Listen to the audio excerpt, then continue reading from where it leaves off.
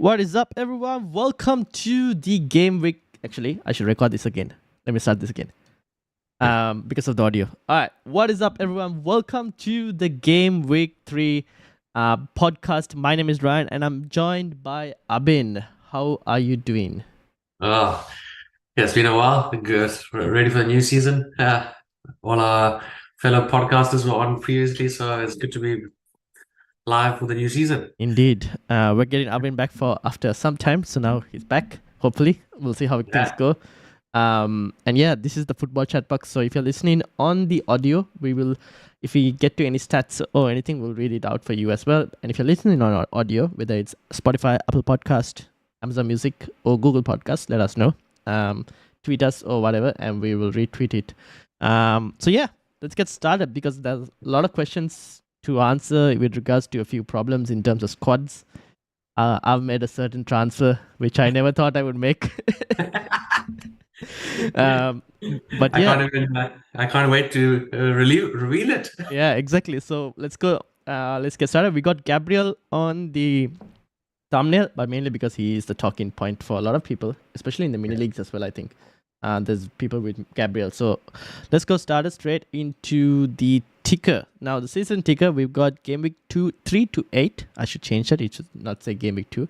But 3 to 8 is basically we got Chelsea still on the top, about to hit their amazing run of fixtures with Luton, Forest, Bournemouth, Villa, Fulham, and Burnley. Below that, you got Luton, although I don't really know how. I can't believe Luton would be on that list. I know. How do we justify those positions? I wouldn't justify it at all. I would be like, yeah, just kind of wait and see how they do. Everton next. You got City. Yeah. You got City. No. Like Luton and Everton, it's just hard to think of who you would want to pick to take advantage of that fixture list. I think people have Pickford as a keeper, and they might even be thinking about moving out of Pickford. So we'll see. Yeah. And Everton seem to be having problems. They're losing players. Looks like they're linked with players out to Saudi League, and then Calvert-Lewin back injured, whatnot. City up after that. I think City should probably be at the top the way they are playing. Then you got Spurs, you got United still, Newcastle, Palace, Burnley, and all the way at the bottom you got West Ham, Sheffield United, Forest, Brighton, about to turn into a tough run of fixtures, but we'll discuss whether those tough run of fixtures, whether you're still worth keeping the players or not. But Liverpool as well. Is it really tough, or is other teams scared of Brighton? Exactly. So we'll have to have a discussion on that as well. But let's first start with the major problem, I think. I've got the fixtures up as well, but we'll start with the major problem. I've gone and looked. You have Gabriel, don't you? I do. And what are your thoughts so far? And I was the beneficiary of not being awake when people were making the decisions of everyone had Gabriel and everyone moved to Salah with that leak out. And I worked it out. It cost me 11 to 15 points or something. If I had that, I'd be like top 100K, easy. I know. It's crazy because I've actually had a surprisingly decent start. It's just that position that's actually killed me. I've got 2 1-pointers, which could have been 10, 15 in any other time with the clean sheets and threat that Gabriel does give.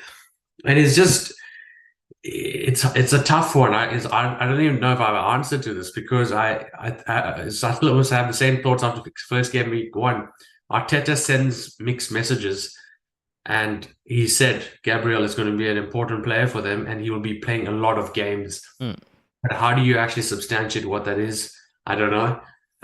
Because I guess people that don't have Gabriel, we can't be getting played like this and just getting this one pointer. It's not good enough. It's going to kill us. Yep.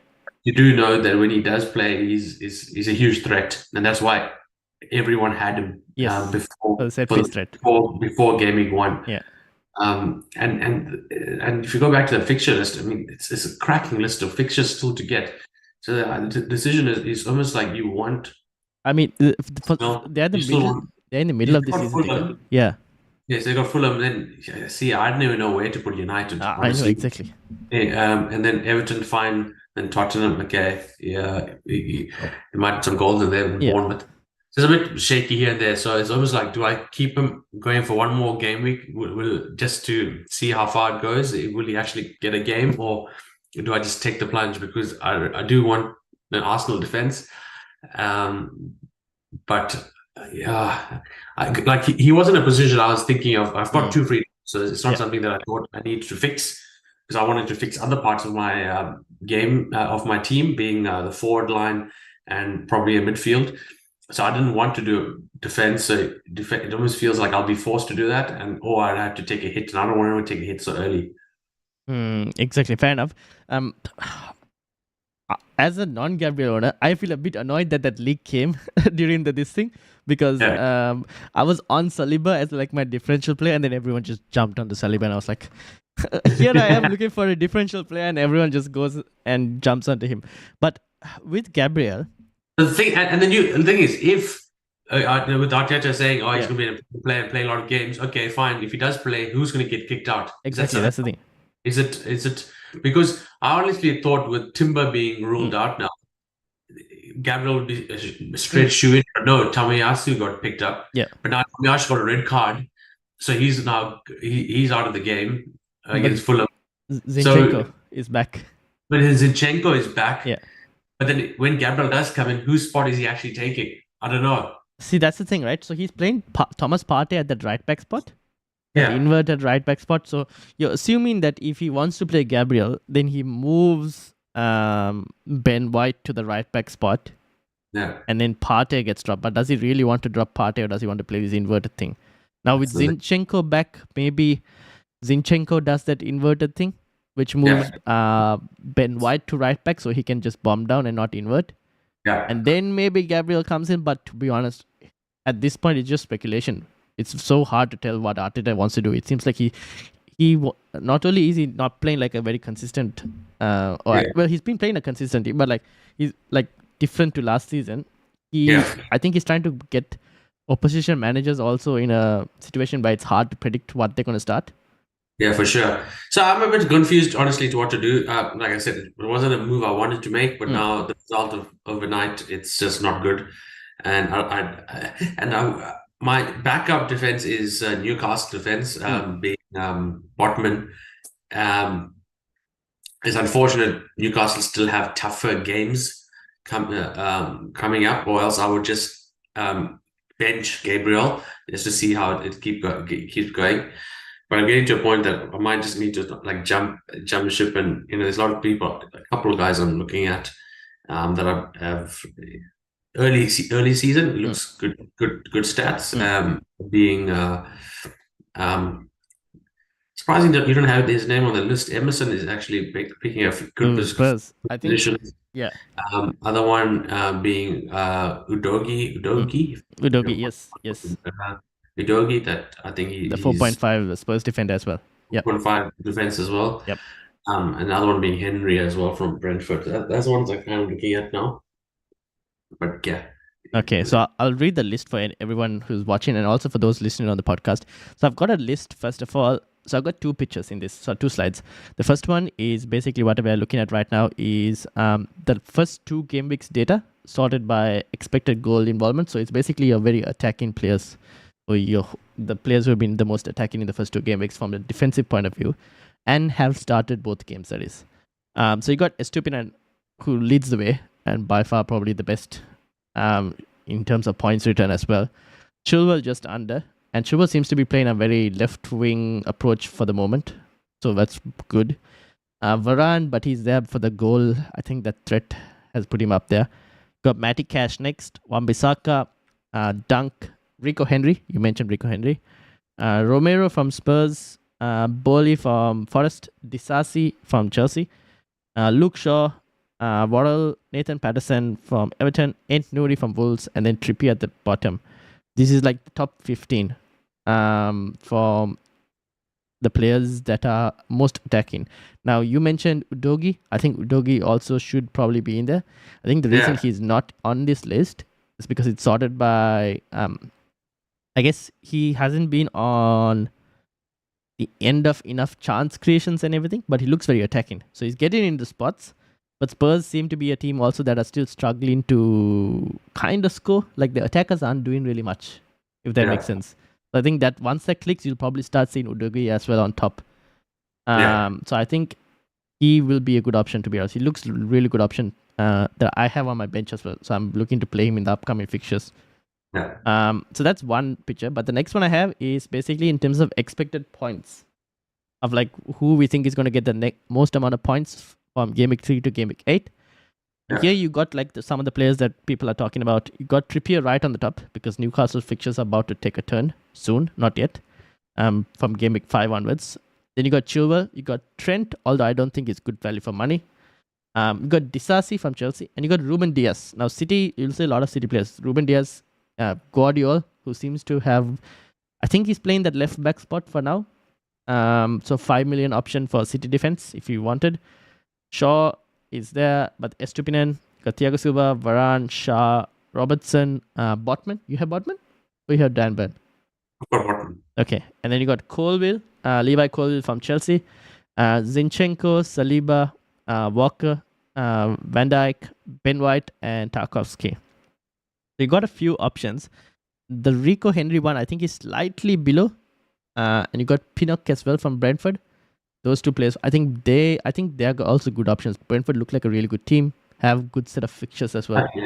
Another one I see that there's a bit of name, but it's just a bit of an unknown right now is the replacement for Reece James at Chelsea. Yes, he's not on here because he's just started. That's why. Yeah, and he's just 4 million. So that'll be an interesting one to track as things go by with their incredible fixture list as well. I think he's worth it. Of what Arteta said about Gabriel, right? He said, I just found it on the scout. It's all about the games that we were expecting, what I was expecting, how we wanted to defend and attack, and I believe it was the best thing. He's played both games. Played like for 20 minutes. He's helped us to win both games for different reasons. He was really good today. He's absolutely dominated the box. He's going to play a lot of games. That's the decision sometimes. So you take what you can take out of that. Quote from Arteta. It's you almost thought that he was the immovable object in the defense, but managers are always there are surprises. So yeah, that's what I probably might sell because I don't want to be playing with this rotation with a 5 million defender that you really want to start and he's just coming on getting 1 point sub appearances. So there are options like you mentioned. So anyone from this list, or like even the ones who are not on this list, like Rico Henry from Brentford attacking fullback. You mentioned Emerson could also be a really good shout, to be honest. Then you obviously got Udogie from Spurs as well at 4.5. You can go for a City defender. Guardiola comes with a slight amount of risk, but for the moment, I think Pep doesn't rotate as much in the early parts. It's once Europe kicks in that he'll start rotating more. So for the moment, he should be a decent pick, and also given that Stones is a bit injured for some time, you would hope that he's fine. Ruben Diaz is probably the safest option from City defense, but he's 5.5. So yeah, that's just my 2 cents on Gabriel. There are a couple options for people, and let me know in the comments who you're actually going for if you have Gabriel and what you're going to do. So who would your top 3 be that you kind of like looking at? It's what I'm mentioned before. If I just go like for like and I really want Arsenal defense, definitely reluctantly, but it just feels like a very sideways move going for Saliba. But it's almost like I don't want to do that. I think I'll probably start maybe just attacking it a bit on and like saying a few of the names I said before, Udogie, bring him in, or Emerson, and have a look at those. I'm hoping like I said, if I can avoid it and just play Botman. I mean, it's not a train smash because Newcastle are at home. It's against Liverpool. I can't see him getting blown away if anything. So maybe I'll start him. So it's I think that's where I'm sitting now. Fair enough. All right. So that's Gabriel talk. I'm gonna move into. So this was the defense. Season defense so far. From Oh, that's a question. What's Udogi's value? Udogi is currently 1.5. 4.5 million, exactly 4.5. So that's how much he's currently on FPL. Now we got the game week 1 to 2 defense stats, and obviously it's still very early. It's very hard to read into it too much, but City right on top in terms of minutes per XG considered, and actually XG considered as well, 0.62. Everyone else has considered at least more, 1 goal more, or expected to concede one goal more. Interestingly, Forrester's second. Oh no, wait. Yeah, Forrester's second on this defensive list. Yes. And they played Arsenal already. So Forrester's second on the defensive, Brentford third, and you mentioned Henry as well, could be a decent option. Arsenal fourth, Palace fifth, Liverpool sixth. Although I don't think Liverpool have looked that solidified defensively. You got Newcastle, Chelsea, Sheffield United. All the way at the bottom, you got Luton, Fulham, Everton, Wolves. These are the teams you kind of want to target. You got Spurs also at the bottom, but I think it's also to do with the fact that they played United in one game, and the other one, who did they play? First one, who was the opening kickoff for Spurs? Brentford. Oh yeah, so 2 tough teams, so that's why it's kind of down. But I would expect them to go actually up after some time. But the bottom 3 is like teams you would want to target: Everton, Fulham, and Luton. And when we get to the fixtures, I'll tell you why in a few situations. So that's defense. Moving to midfield. Do you have? You don't have a double up of Bruno and Rashford, do you? I don't. Escaped. But people are wondering, right? But first of all, this is okay. So we got midfield options. Midfield game week 1 to 2. The Lord and Savior Mbeumo is on top of this list for expected goals, minutes per expected goals. Expected goal involvement, 3.53. So I mean, he's clearly. But be careful, everyone. When as soon as Ryan gets on the bandwagon, it's all downhill from there. Exactly. I can now officially say I have transferred in Mbeumo into my team, and Salah has made way. He's gone. Yeah. I think that's what we were going to talk about later. But Yeah. I mean, talk about it. So that was it's a move that I was also considering.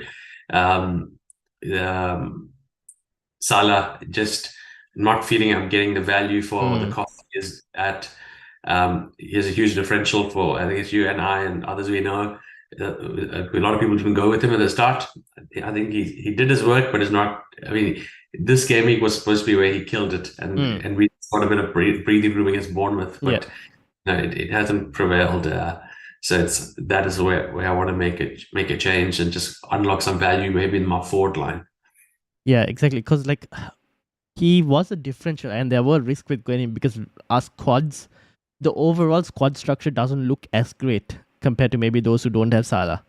And you would expect him to do better than what he's done in the last 2 game weeks. Yeah. So for the amount of, like, if you wanted, I guess at this point, a Liverpool player, Jota or even Diaz is probably better if we needed Liverpool cover compared to Salah. Is Diaz injured? I thought. I don't know. We'll need to see on that. Don't think so. Yeah, but I was considering a few. Like, I mean, Mbeumo is the obvious one, but it's just I so struggle to do that move just because of the history of that and how he's hurt us in the past. So I would love to take a punt on Jota. He's very involved everywhere you go, and him, like another punt on Foden as well, with all the movement that's happened in City recently. But that does come with a caveat. I've seen that overnight City have signed another player. And yes, Dooku. It looks like he plays in a similar position as well. So I mean, I think he'll be safe for a couple of game weeks, but that's something to watch. Yeah, Jeremy Dooku. So he plays on the wings. So I am assuming it's going to affect Alvarez slightly more than it would affect Foden. Okay.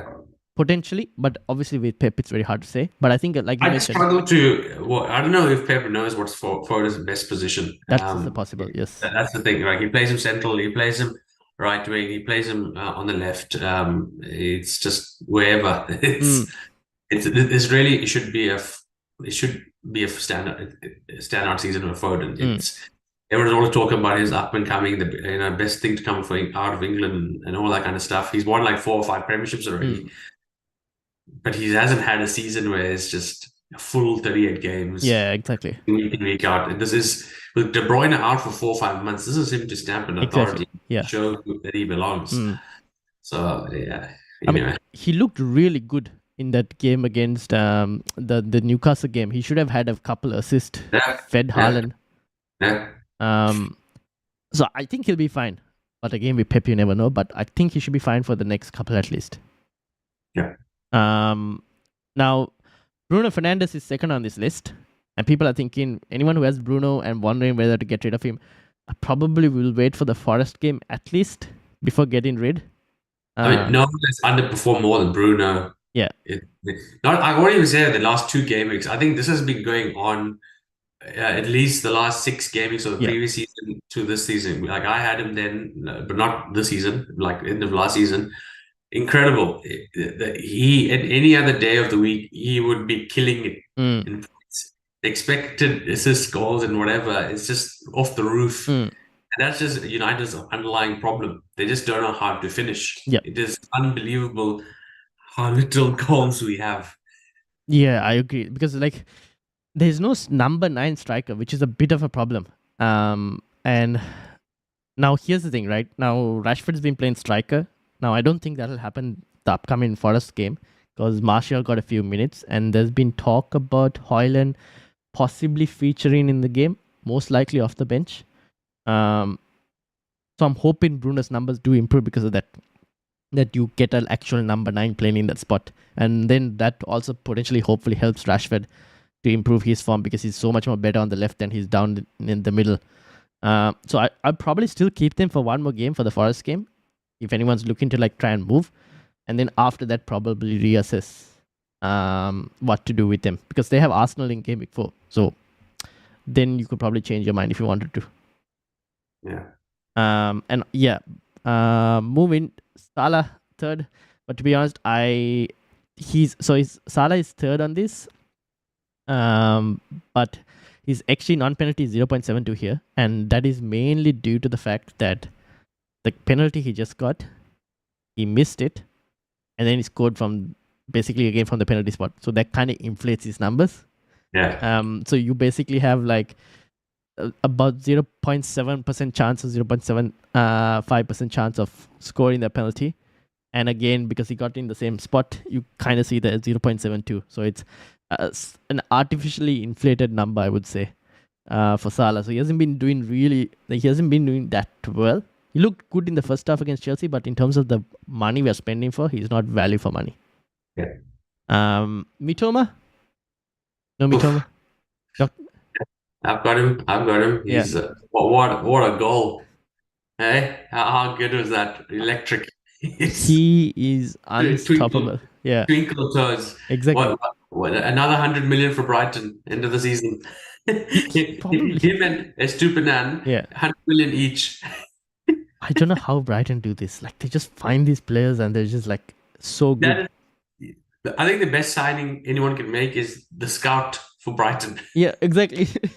Just go and find them and just sign them up because they sign these players nobody's ever heard of, and then they just become the next big thing. It's unreal. No, look, he's done unbelievable well, but it's I can't say it's a surprise, but March has been killing it. Yes. Sorry, March. His numbers are surprised. His numbers weren't higher than Mitoma's. I thought it might have been, but he's had a cracking start of the season as well. Exactly. He's slightly higher for goal attempts than Solly March, but yeah, doing really well as well. Now, just to touch on Brighton, I'll go back to the fixture ticker because remember when you mentioned about are those fixtures actually bad for Brighton or are they just bad for the opponents? With regards to you got West Ham first, which is probably the end of the 3 game weeks that people were bringing Brighton players for. Newcastle after that. I'm not letting go yet. Yeah, that's right. It's a good Newcastle after that. Maybe that's a hard one, you could say. United after that, I honestly don't think that's a hard one for Brighton. Bournemouth, Villa, Liverpool. So I look at that run and I probably go from an attacking point of view at least. It's probably Newcastle. Brian, do you know when does the European fixtures kick in? Yeah. After game week 5. So after the first international break, we had. I think that's when to start monitoring Brighton and what they're taking priority, because I think a lot of people have them. Yes, they're a great team, but do they go for European glory, something like what West Ham did last season? And and the player rotations and who's in and out and injuries and whatever. But normal season, you'd expect them to be similar to what last year was, but the congestion of Europe, it'll be interesting to see how De Zerbi manages that. That is where I'm wondering whether both of us now have Joao Pedro, and he got benched in the second game. He's gone. For me. Yeah, that's why I'm trying to unlock value in my midfields to fill that spot. Yeah, so because I was thinking whether is it worth benching him for a couple and then trying to navigate that European thing, but I think I would probably want that money elsewhere instead of having him as my third striker. So now I'm thinking of probably changing Joao Pedro to someone else instead, especially it might happen this week even before the West Ham game. But the Mitoma and Estupinan are, I guess, a slightly different situation, especially Estupinan.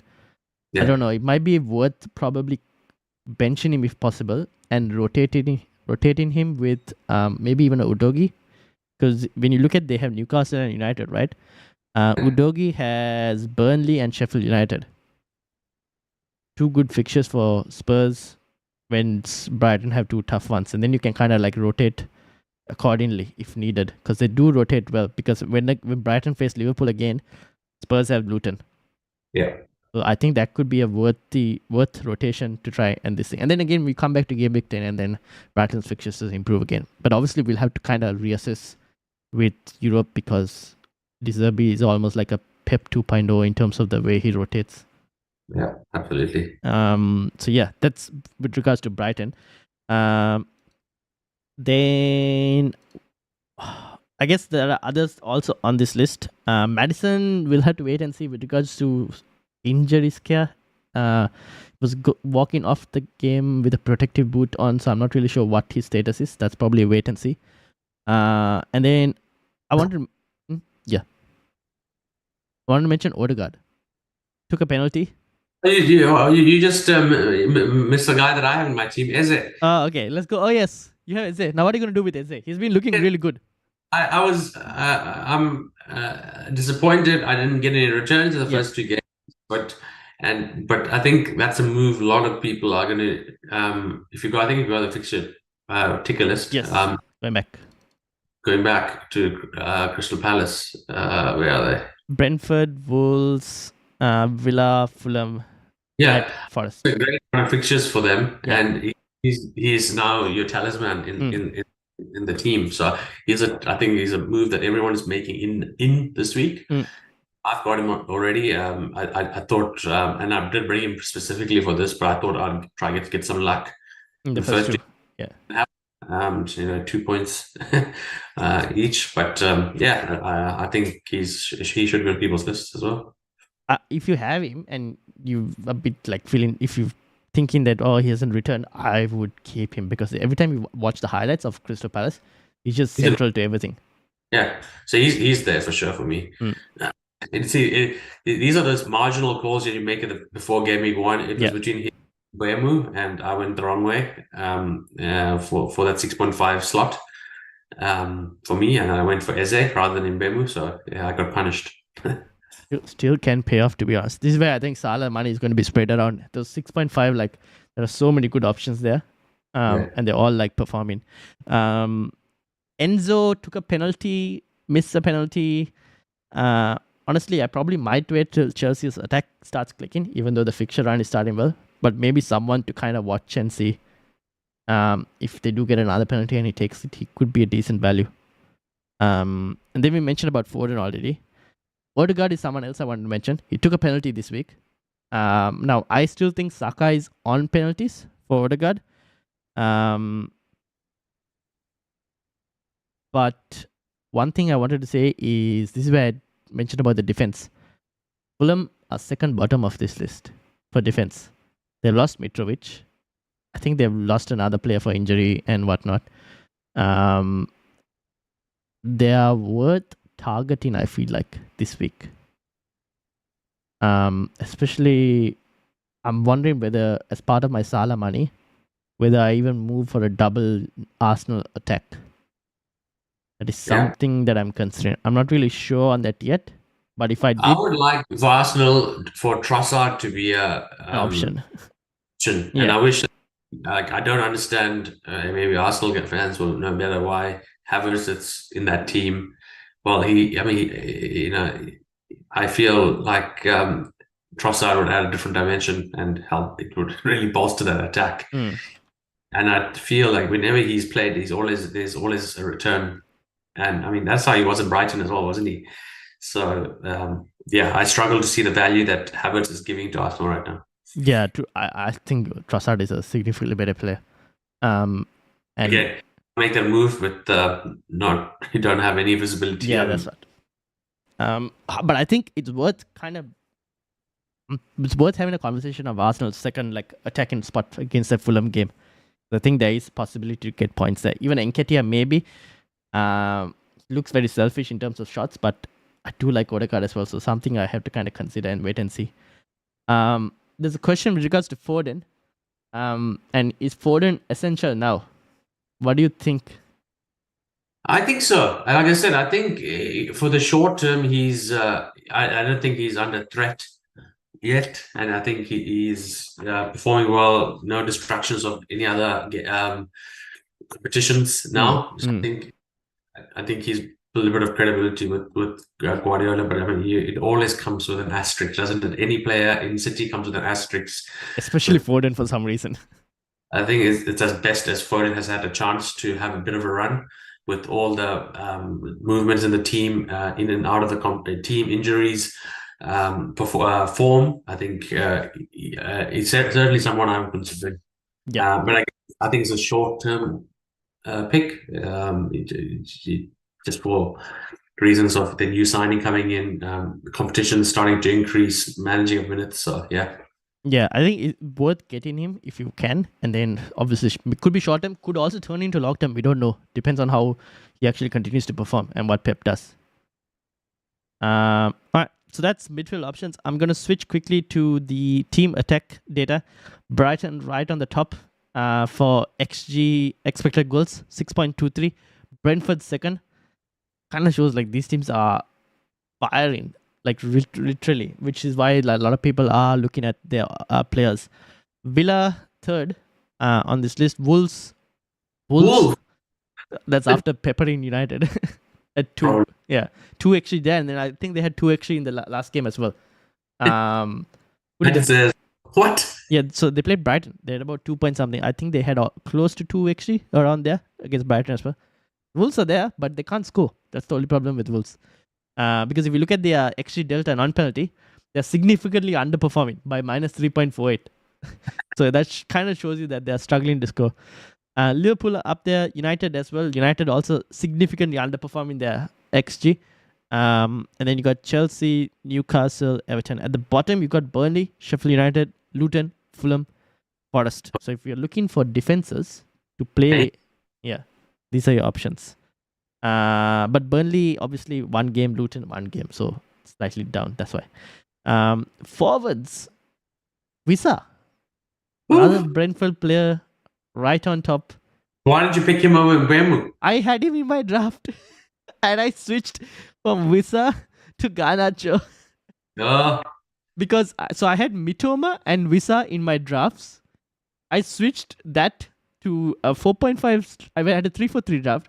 I switched that to a 4.5 striker and upgraded one of my. I upgraded Chukwuemeka to Foden, and I had only 5 million left, 5.5 in the bank. So I went for Garnacho. Yeah. It looked so bad now. Looking back at it, I'm like, you could All have right. so much more points. Yeah. But here's the thing. As part of my 2 free transfers, I am most likely going to double up on Brentford. Yeah. And I think Joao Pedro to Visa is something I'm thinking about. You don't want Jackson? The problem, okay, here's with Jackson, I feel like he gets into all the correct spots, but he can't finish at the moment. So I don't know what to do with him. Contrast to preseason form, right? Yeah, exactly. Because in preseason, he was doing so well, scoring goals and whatnot. But now he's like not finishing. So I don't know what's happening. So I'm still uncertain on the Visa Jackson. I could even do both and then just forget about Odegaard for a -4 potentially, and just switch to a 3-4-3. Because once you have Salah money, you just like he has money everywhere. But yeah, thoughts? What are you looking at, Joao Pedro? Who? Yeah, because I mean, I'm not in a position of yours. I have really Haaland as a striker that low value. So I would like to bolster it immensely. Because Jesus just messed it all up for us right at the start of the season. I think we all had Jesus in our team. But yeah, I'm looking at Visa. I'm looking at Jackson. Just because of he's got into these positions, and now hopefully with the run of fixtures that they're going to get through, I think. There's opportunity there for him. And it's not before long, a Pochettino team will start firing, hopefully, for their sake. Eddie Nketiah, it's good value at 5.5, I think, if you want to double up on Arsenal. Other one I wanted, but I'm not too sure yet now, is Watkins. I wanted him at the start of the season. I didn't get him just because of his price mostly. But Julian Alvarez, I mean, it's surprising that he's actually played. So yeah, those are the guys I'm considering. Alvarez, Nketiah, Jackson, Visa. Yeah. I think Alvarez is worth a punt as well. But I've been slightly put off with that Jeremy Doku sign in. But again, we don't know whether Doku will just like take some time to integrate into Pep's team or not. But surprising positions that Alvarez has got in now, because he's usually replaces Haaland when he's playing up top. So I was not familiar with the role that he plays now too much. Now he's playing. He seems to be playing down the middle / wide type role, which is why I'm thinking Jeremy Doku could like take some minutes off him. But then we don't know with Pep. It's so hard to tell what Pep is going to do. Because initially I thought like, Alvarez will play when Haaland needs a rest and whatnot. But Haaland at this point seems like he's going to play almost every game when possible. But yeah, if I was looking for options, I think Visa, Jackson, and probably Nketiah at the moment. Alvarez, if that Jeremy Doku signing didn't happen, I would have put him as well in that list. Any options on like, have you thought of waiting now? Obviously, you mentioned Watkins. Maybe waiting a bit more, I guess, for the third striker for like a Isak or someone? Yeah, and I'm just waiting for the fixture runs to just open up for Newcastle. I think they have a tough run of fixtures. I mean, an unbelievable result they got against Villa, but obviously City is City. Liverpool is might be hard. And I can't remember. I think there's one more hard again. Let me bring it up. So they got Liverpool, Brighton. Yeah, so those are the 2 ones, and then Brentford. After that, it slightly turns. It opens up for them. Yeah. So I think I'm giving more opportunity to get to Gameweek 4 or 5 before I'll consider them. Fair enough. Cool. All right. So that's just the forward options. And then teams, 50 points. I feel like it's a good week to have a bad week type of week because Haaland didn't go monster crazy, thankfully. Anytime we bank against Haaland, we're sweating. And then lucky he didn't deliver. Exactly. Very lucky. But quite a few problems because Joao Pedro has to grow. Salah is already gone. Mbeumo is in there. I'm lucky that I have Foden. Me on the attacking front. I, for some reason, thought you had Watkins. No. You got the same, problems. Yeah. I'll read it for the people on the podcast. So I've got Turner, Saliba, Chilwell, Estupinan, Salah captain, Rashford, Foden, Saka, Garnacho, Joao Pedro, and Haaland. And then on the bench, I got Onana, I got Udogi, Archer, and Kabore. Now, that Onana didn't hurt at you. You took a punt on Turner. Yeah. To be honest, Turner was beaten by a world-class goal. There's nothing I can do for that. Because he actually did well, to be honest. But like, I know. yeah. But yeah, it's a lesson I've learned so many times. I hate having two starting keepers, and Yeah, fair enough. I don't like rotating Yeah. because you'll always find it'll be like, oh my God, I should have played the other guy. I should have played the other guy. It's During that, like the first 30 to 40 minutes, I was like, Onana is going to get a monster score here. The amount of saves he's making and whatnot, I was like, this is in for a monster score and I'm going to regret it and whatnot. And then obviously things went how it went. But yeah, Salah's gone. Mbeumo is in. I have now broken Mbeumo, hopefully. I don't know. We'll see. Joe Pedro is most likely going. Visa will most likely come in. Then I need to decide, do I start Udogi this game week? Or do I do another transfer? What do you reckon of I know Chilwell is on high on everyone's list. The fact that he only played 61 minutes. Who? Chukwe. But Chelsea player? Yeah. Didn't he get injured or something? I thought so. I'm saying, sure. Yeah. First minute. Could be an option, but with Chelsea, it's so hard to tell because they keep being linked with strikers as well. This is what I'm sure on Jackson as well because they keep with Chelsea, they could sign a player at the last day of the window as well, which is the annoying part. Yeah, especially if somebody else is interested in that player. Exactly. So they're like, Liverpool are interested in someone. Let's go sign them. So you never know with Todd Bowley. So that's what I'm slightly worried with Chelsea. But Liverpool would be like, I'm interested in Ryan Shivashankar, and then they're like, Kasavi. Let's put another more 2 million. Exactly. Chuck, I mean, you can just pay me about 50k per week. I'm fine. I'll take that. But yeah, I don't know. We'll have to see with Chelsea attack. It's a bit of a uncertain situation. We'll wait and see. Yeah. So you're keeping the faith in Garnacho there? Not really. I probably might just bench him if I don't take the hit and just start Udogi. Or I just move Garnacho to Odegaard. I have 4-4 then. And then 4-4-2. Yeah, probably. Okay. We'll see. I haven't decided. Then this is your team. 46. Onana in goal. Estupinian, Gabriel, Chilwell, Eze, Rashford, Mitoma.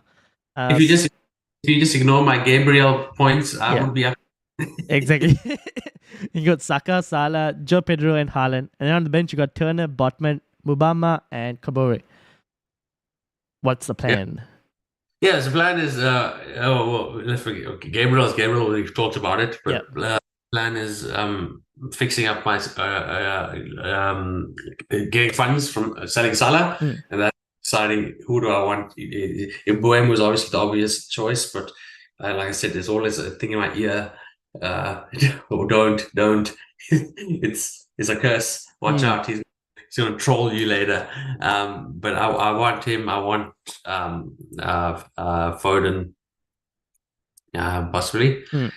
And then to open up funds for my striking, which would be a Jackson. I'm bringing a Jackson mostly. I'm not too, I think, comfortable yet to have a double up of Brentford in my ad. So I could go one or the other, so just take Visa and not Mbeumo. So I'm pretty sure I'll have one Brentford. I just don't know who yet. I like Mbeumo for the pens, even though it's crazy that he's got 2 penalties. But yeah, that's the thing. So that's why I feel like I'll end up leaning towards that. And then it's just a decision on Gabriel. What am I going to do?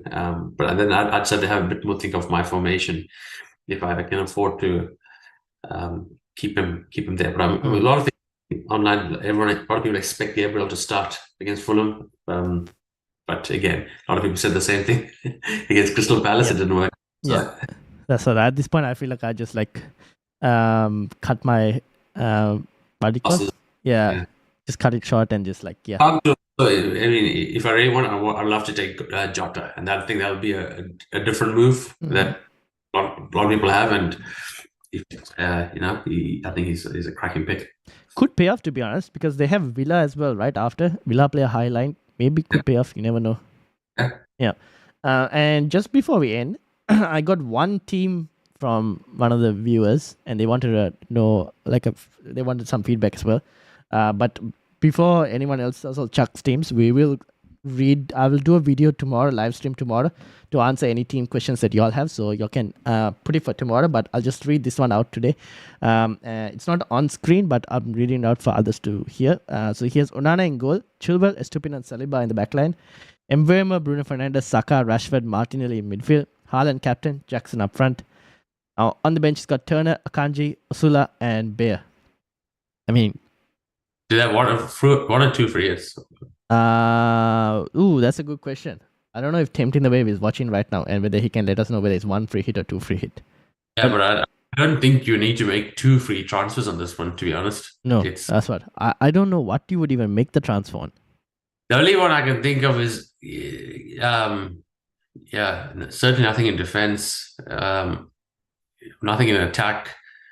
The only one I would consider is everyone's going to give United another chance against Forest. You'd think that they have a similar trend to last season. Rubbish 2 games. Yeah.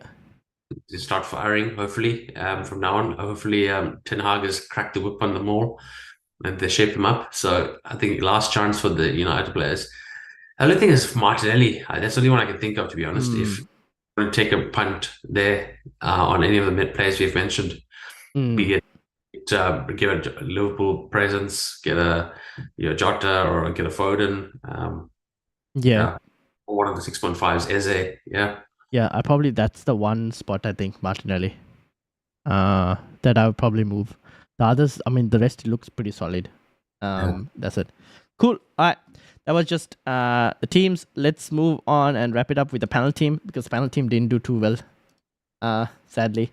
This is what happens when you go fully differential. It does tend to backfire. 41 points. Panel team has Turner, Gabriel, Chilwell, Estupinian, Pau Torres, Saka, Diaby, Salah, Rashford, Joao Pedro, Haaland.